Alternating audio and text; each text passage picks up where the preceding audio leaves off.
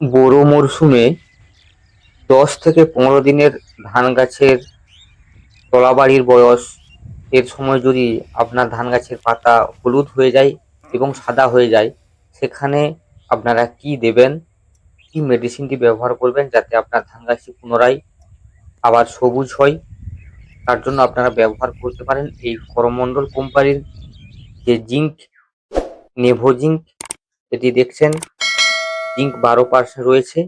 এটি আপনার ব্যবহার করুন, আপনার গাছটি পুনরায় সবুজ হয়ে যাবে, হলুদ ভাবটি কেটে যাবে। তাই অবশ্যই আপনারা এই জিঙ্কটি ব্যবহার করুন। আর আপনারা জিঙ্ক ইডিটে 12% অবশ্যই ব্যবহার করবেন। 3 থেকে 4 দিনের মধ্যে আপনি রেজাল্ট পেয়ে যাবেন।